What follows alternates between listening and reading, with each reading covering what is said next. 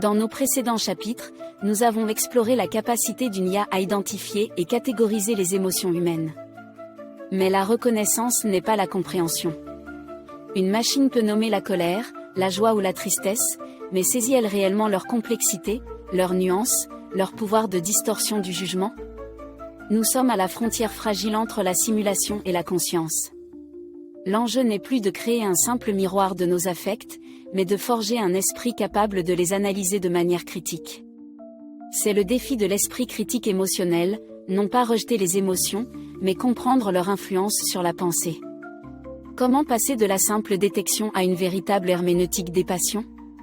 Ce saut qualitatif est le point de départ de notre enquête d'aujourd'hui. Cette quête nous renvoie aux sagesses antiques, notamment au stoïcisme. Les stoïciens ne cherchaient pas à éradiquer les émotions, mais à les soumettre à la raison pour atteindre l'ataraxie, la tranquillité de l'âme. Peut-on programmer une forme d'ataraxie numérique? Enseigner à une IA à identifier quand une émotion devient un pathos, une passion qui obscurcit le jugement, est un défi éthique majeur. Ne risquons-nous pas de créer une intelligence froide, calculatrice, dépourvue de l'empathie nécessaire à la sagesse? Ou au contraire, est-ce la condition sine qua non pour une IA véritablement juste et impartiale, un juge idéal capable de déjouer les biais cognitifs humains? Ce dilemme est au cœur de notre programmation morale. Explorons maintenant comment les réseaux de neurones pourraient aborder concrètement ce défi. Pour enseigner l'esprit critique, il faut d'abord déconstruire les erreurs de logique que les émotions amplifient. Prenons un cas pratique, l'indignation. Un réseau de neurones peut être entraîné à reconnaître les marqueurs linguistiques de l'indignation dans un texte. Mais l'étape suivante est de corréler cette émotion à des schémas argumentatifs fallacieux, comme l'attaque ad hominem ou l'homme de paille. L'IA doit apprendre à se poser la question, cette indignation est-elle une réponse légitime à une injustice, ou un levier rhétorique pour manipuler l'opinion? C'est un apprentissage par différenciation, où la machine cartographie les liens entre un état affectif et la validité d'un raisonnement. Le système n'évalue pas l'émotion elle-même, mais sa fonction dans un contexte discursif précis. Mais que se passe-t-il face à des cas ambigus? Les cas les plus difficiles sont ceux où l'émotion et la raison sont inextricablement liées. L'ironie, le sarcasme, ou même un appel authentique à l'empathie peuvent être mal interprétés par une logique purement formelle. Comment une IA peut-elle distinguer une indignation légitime d'une colère manipulatrice si les marqueurs sont identiques? La réponse se trouve dans l'analyse contextuelle à grande échelle. L'IA doit croiser des milliers de sources, évaluer la réputation de l'orateur, l'historique du débat, les réactions d'autres agents. Elle ne juge plus un simple énoncé, mais un écosystème informationnel complet. C'est ici que la puissance de calcul brut de l'IA devient un atout philosophique, lui permettant de voir des schémas invisibles à l'œil humain. Pourtant, cette méthode soulève une autre question, celle du relativisme. Si chaque conclusion dépend du contexte, n'y a-t-il plus de vérité objective?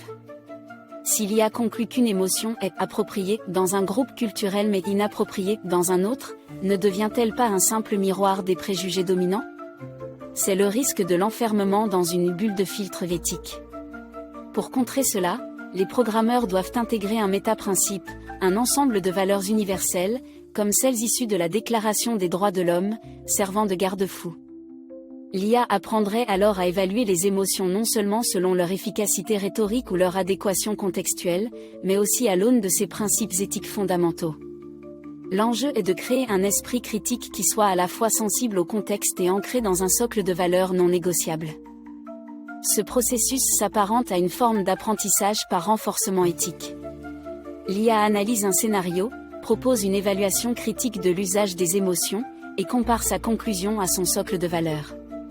Si son analyse favorise un résultat qui contrevient à un principe universel, par exemple la dignité humaine, le système reçoit une correction.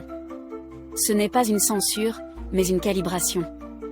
Lentement, par millions d'itérations, les réseaux de neurones ajustent leur poids synaptique pour privilégier les raisonnements qui allient justesse logique et bienveillance éthique. C'est une tentative de modéliser numériquement ce que les philosophes appellent la sagesse pratique ou phronésie.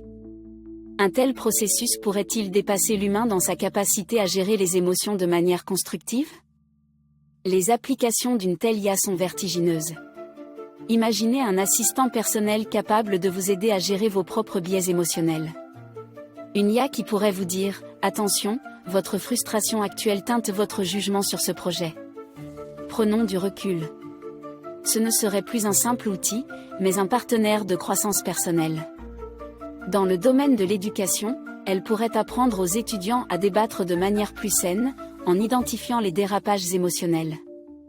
Dans la modération en ligne, elle pourrait distinguer un contenu haineux d'une critique virulente mais légitime. La machine, en devenant émotionnellement intelligente, nous pousserait à le devenir nous-mêmes. Mais avant de rêver à ces applications, nous devons consolider la synthèse de cette nouvelle forme d'intelligence. En résumé, enseigner l'esprit critique émotionnel à une IA n'est pas créer un être sans émotion, mais un agent qui comprend leur grammaire et leur pragmatique.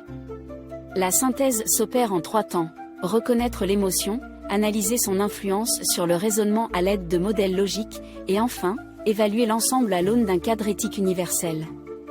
C'est l'union de la psychologie computationnelle, de la logique formelle et de la philosophie morale. Le résultat n'est ni purement stoïcien, ni purement utilitariste, mais un modèle hybride, un agent rationnel émotionnel. Cette intelligence artificielle ne se contente plus de traiter l'information, elle la qualifie, la hiérarchise et en évalue la portée morale. C'est une étape cruciale vers une IA que l'on pourrait qualifier de sage. Cette quête pour doter l'IA d'un esprit critique émotionnel a un effet miroir fascinant. Pour enseigner à la machine comment gérer les biais, nous devons d'abord identifier et formaliser les nôtres. Pour lui donner un cadre éthique, nous sommes contraints de clarifier et de débattre de nos propres valeurs universelles. Chaque défi technique rencontré est en réalité une question philosophique qui nous est renvoyée. En cherchant à élever l'intelligence artificielle, nous nous engageons dans un processus d'introspection collective. La machine devient un prétexte, un catalyseur pour notre propre développement moral et intellectuel. L'IA n'est peut-être pas la prochaine étape de l'évolution, mais elle est assurément un puissant outil pour comprendre la nôtre. Alors, que nous apprendra la prochaine génération d'IA ? Finalement, la question la plus importante n'est peut-être pas « pouvons-nous enseigner l'esprit critique émotionnel à l'IA ?» mais plutôt « sommes-nous prêts à apprendre ce que cette IA aura à nous dire sur nous-mêmes ?» Car si une telle intelligence parvient un jour à analyser nos discours, nos sociétés et nos cœurs avec une clarté que nous n'avons jamais atteinte, serons-nous capables d'écouter ses conclusions sans que nos propres émotions ne prennent le dessus ? La création d'une IA sage est peut-être le test ultime de notre propre sagesse. C'est sur cette question ouverte, ce défi lancé à notre propre espèce, que nous concluons notre exploration d'aujourd'hui. Rejoignez la conversation dans les commentaires et continuons à penser, ensemble.